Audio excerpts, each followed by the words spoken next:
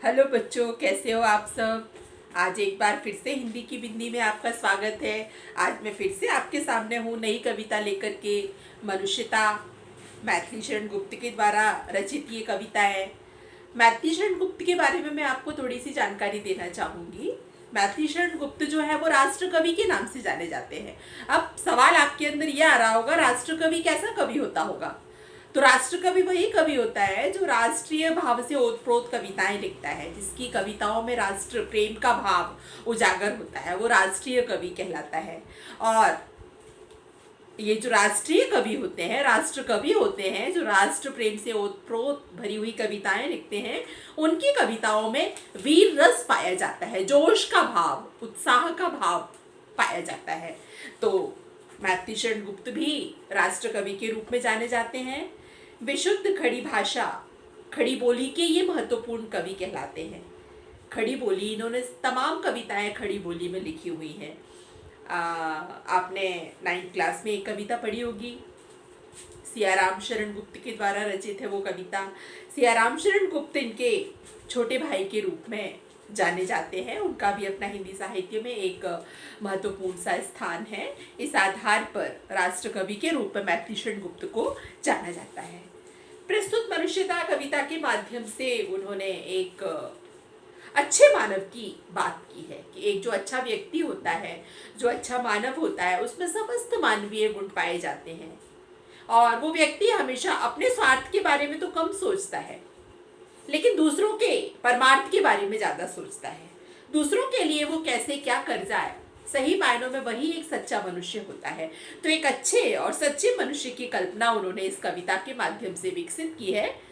उन्होंने ये कहा है कि एक जो सच्चा मनुष्य होता है, एक जो मानवीय गुणों से भरा हुआ मनुष्य होता है, उस मानवीय गुण में हैवानियत अर्थात जानवर की गुण नहीं होने चाहिए, जानवर की प्रवृत्तियां नहीं होनी चाहिए। व्यक्ति में अगर जानवर की प्रवृत्तियां हैं तो वो एक जानवर जैसा ही है, क्योंकि मानवीय प्रवृत्तियां ही उसको मानव बनाती हैं। अमानवीय प्रवृत्तियां उसकी रहेंगी, कुछ ऐसी आदतें उसके अंदर रहेंगी जैसे दूसरों के लिए असहयोग करना, दूसरों के प्रति दया का भाव ना रखना, ईमानदार ना होना, दूसरों की सेवा के लिए तत्पर ना होना आदि। ऐसी कुछ चीजें अगर व्यक्ति में नहीं है तो वो पशु के समान ही जीवन यापन कर रहा है। तो एक अच्छे मानव की विशेषताएं प्रस्तुत कविता के माध्यम से मैथिली शरण गुप्त जी ने बताने की कोशिश की है। अब इस कविता का पहला जो पद है वो है, विचार लो कि मर्त्य होना मृत्यु से डरो कभी, मरो परंतु यो मरो की याद जो करे सभी। हुई न यो सुमृत्यु तो वृथा मरे वृथा जिए, जिया नहीं वही की जो जिया न आपके लिए, मरा नहीं वही की जो जिया न आपके लिए। वही पशु प्रवृत्ति है कि आप ही चरे, वही मनुष्य है कि जो मनुष्य के लिए मरे। काफ़ी सारे हार्ड वर्ड्स इसमें आपको मिलेंगे बेटा। उन हार्ड वर्ड्स के आप लोग मीनिंग्स लिख सकते हैं, शब्दों का अर्थ आप लिख सकते हैं, ताकि आपको कविता समझना भी आसान हो जाएगा। और मैं आपको बार बार ये रिमाइंडर दे रही हूँ कि इस साल से बोर्ड ने अपना पैटर्न बदला है, MCQs पूछे जाने हैं। तो ज़रूरी नहीं है कि MCQs में वो कुछ अलग से चीज़ें लेकर के आएंगे, पाठ्य पुस्तक पर आधारित MCQs ही आपसे पूछ सकते हैं।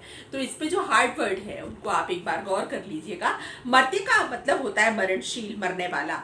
अब मर्त्य का अपोजिट हो जाएगा अमर्त्य, जो अमर है, जो मरता नहीं है ना। तो विचार लो कि मर्त्य होना मृत्यु से डरो कभी। हम सब ये बात जान लें, मान लें कि इस जीवन में कोई भी अमर होकर के नहीं आया है, सबको एक दिन मरना ही है। और जब सबको एक दिन मरना है तो मृत्यु से डरना कैसा है, ऐसा मैथिली शरण गुप्त कहते हैं। विचार लो कि मर्त्य होना मृत्यु से डरो कभी, मरो परंतु यो मरो की याद जो करे सभी। लेकिन उन्होंने कहा है कि मृत्यु भी ऐसी होना चाहिए कि जो वास्तव में आपके लिए यादगार बना दे। आप जीते जी भी लोगों की चर्चा में रहे हैं, प्रासंगिक रहे हैं, आपका नाम लोगों के बीच में आता था, और मरने के बाद भी आप लोगों की यादों में हैं, लोगों की स्मृतियों में हैं। तो ऐसे ही मृत्यु की मांग कवि ने की है, मरो परंतु यो मरो की याद जो करें सभी। एक यादगार मृत्यु को हमें आमंत्रण देना होगा, ऐसी मृत्यु की कल्पना मैथिली शरण गुप्त जी ने की है। हुई न यो सुमृत्यु तो वृथा मरे वृथा जिए। सुमृत्यु, एक अच्छी मृत्यु, मैथिलीशरण गुप्त ने इधर कहा है, अगर एक अच्छी मृत्यु हमने प्राप्त नहीं की है तो वृथा मतलब व्यर्थ है, बेकार है। अगर हमने एक अच्छी मृत्यु को प्राप्त नहीं किया है तो अभी तक हमने जो जीवन जिया है वो व्यर्थ जिया है, और आज जो मृत्यु पाई है वो भी हमारी व्यर्थ है, बेकार है। कोई मूल्य नहीं है उस मृत्यु का दुनिया की नज़र में। ना आपने जिया था उसकी कोई कद्र उनकी नज़र में है, क्योंकि आपने कुछ किया ही नहीं था। आपने अगर एक सुमानव होते और आपने कुछ अच्छा करने की कोशिश की होती तो आप यादों में रहते। यादों में तो वही व्यक्ति रहता है जो कुछ अलग हटके करता है, समाज में अपनी एक अलग नाम कमाता है, अलग काम करता है, तभी वो व्यक्ति प्रासंगिक होता है और लोगों की चर्चा में रहता है, लोगों की स्मृतियों में रहता है। तो यहाँ राष्ट्रकवि ने यही बात कही है कि अगर आपने एक अच्छी मृत्यु को नहीं पाया है तो अभी तक आपने जो जीवन जिया है वो भी व्यर्थ है, और आज मृत्यु को भी आपने जो पाया है वो भी व्यर्थ है। मरा नहीं वही की जो जिया ना आपके लिए, और ऐसा व्यक्ति भी मरता नहीं है, अमर रहता है। कैसा व्यक्ति? जो आपके दूसरों के लिए हमेशा जीवन यापन करता है। वही पशु प्रवृत्ति है कि आप ही चले। भाई ये तो पशुओं जैसी बात हो जाती है। एक पशु ऐसा करता है ना, मान लीजिए दो पशु खड़े हुए हैं, दो गायें खड़ी हुई हैं, तो उनको ही अगर आप देख लीजिए कि उनके बीच में अगर एक घास का ढेर हम डाल देते हैं तो वो अपने सींग से एक दूसरे को मार मार करके ये कोशिश करती है कि हम ज़्यादा खा लें, हम ज़्यादा खा लें। तो ये तो पशुओं का आचरण है, ऐसा हमारा नहीं होनी चाहिए। हुई नहीं, वही पशु प्रवृत्ति है कि आप ही चले। ये तो पशुओं जैसा स्वभाव होता है। आप स्वयं ही। चरना मतलब खाना, अपना हिस्सा भी खा लिया, दूसरों के हिस्से पर भी नजर है, तो ये तो पशु करते हैं। फिर हम में और पशु में अंतर ही क्या रह जाएगा जब हम भी अगर ऐसा करने लगेंगे तो। अर्थात हमें पशु प्रवृत्ति का परित्याग करना होगा, तभी हम एक सुमानव बन पाएंगे। और वही मनुष्य है कि जो मनुष्य के लिए मरे। सही मायने में वही एक सच्चा मनुष्य है जो मनुष्य के लिए ही मरता है और मनुष्य के लिए ही जीता है। तो पहले पद के माध्यम से राष्ट्रकवि मैथिलीशरण गुप्त जी ने एक सुमृत्यु को हम कैसे पा सकते हैं और एक पशुओं जैसा आचरण हम अपने स्वभाव से निकाल फेंकें, हम मानव का आचरण बनाएं और मानव भी सुमानव, जिससे हम एक सुमृत्यु को पाने पाए। डन? ओके, चलो अब अपन दूसरे पद पर पहुंचते हैं। राष्ट्रकवि मैथिलीशरण गुप्त की मनुष्यता कविता का दूसरा पद जो है, उसी उदार की कथा सरस्वती बखानती, उसी उदार से धरा कृतार्थ भाव मानती, उसी उदार की सदा सजीव कीर्ति कूजती, तथा उसी उदार को समर्थ समस्त सृष्टि पूजती। अखंड आत्म भाव जो असीम विश्व में भरे, वही मनुष्य है कि जो मनुष्य के लिए मरे। अब इस अंश में मैथिलीशरण गुप्त ने एक उदार व्यक्ति की कल्पना की है।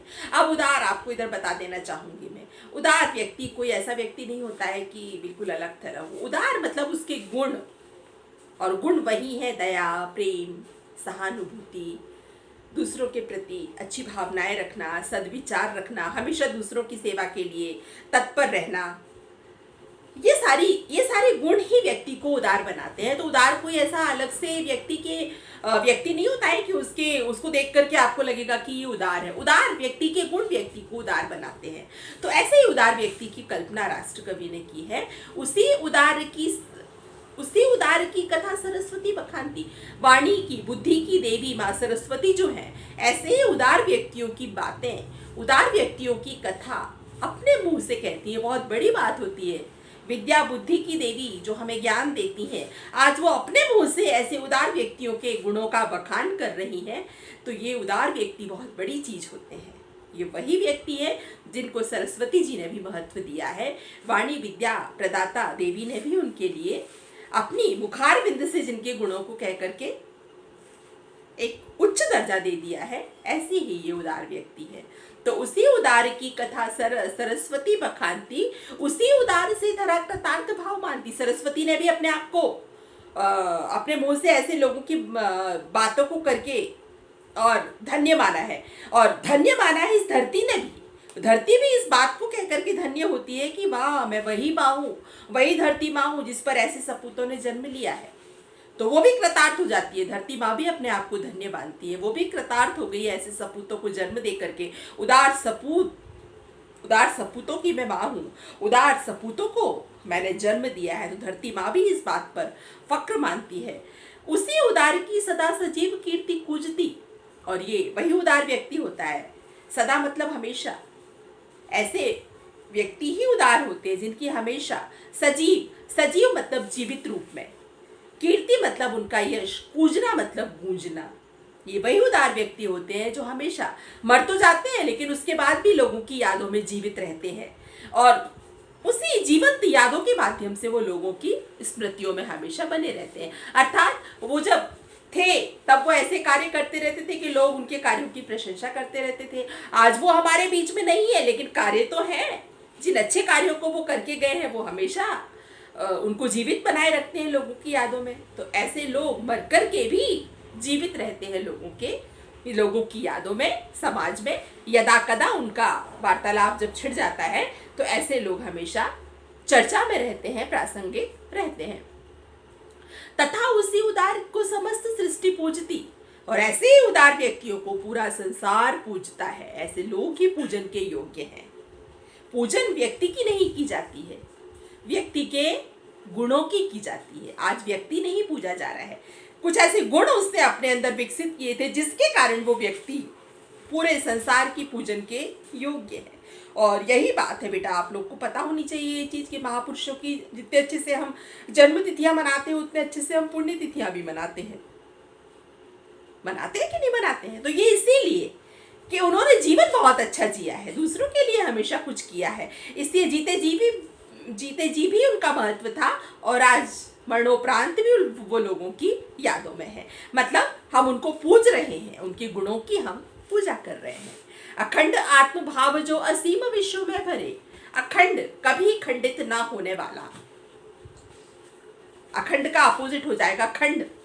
आत्मभाव मतलब स्वाभिमान, अखंड आत्मभाव जो असीम विश्व में भरे। ये वही सपूत है, वही उदार व्यक्ति हैं जिनसे ये संसार भरा पड़ा है। हमारी भारत भूमि जो है इस पे एकाध उदार सपूत ने जन्म नहीं लिया, कई सारे ऐसे महापुरुष हुए हैं जिन्होंने इस धरती पर जन्म लिया है। इसलिए अखंड आत्मभाव जो असीम विश्व में भरे, इनका स्वाभिमान कभी इन्होंने खंडित नहीं होने दिया है। हमेशा हर हाल में अपना स्वाभिमान इन्होंने बरकरार रखा है। मतलब परिस्थितियां देख करके उन परिस्थितियों से कैसे निजात पाए इसकी कोशिश की है। ऐसा नहीं किया है कि परिस्थिति देख करके और घुटने टेक लिए और वहां से बढ़ चले, ऐसा नहीं है। ये तो आपने अपने स्वाभिमान को खंडित कर लिया। ये वही उदार व्यक्ति है जिन्होंने अपने स्वाभिमान को कभी खंडित नहीं होने दिया है, और वही मनुष्य है कि जो मनुष्य के लिए मरे। सही मायने में वही एक सच्चा मनुष्य है जो दूसरों के लिए ही जीता है और दूसरों के लिए ही मरता है। आशा करती हूँ आपको ये दोनों पद समझ में आ गए होंगे। डिस्क्रिप्शन बॉक्स में जाकर के आप अपने कमेंट्स डालते रहिए और लाइक सब्सक्राइब करते रहिए, शेयर करती रहिए। ऐसे ही मिलती हूँ मैं मनुष्यता कविता के अगले पदों के साथ अपने अलग दूसरे भाग में। टाटा, बाय बाय।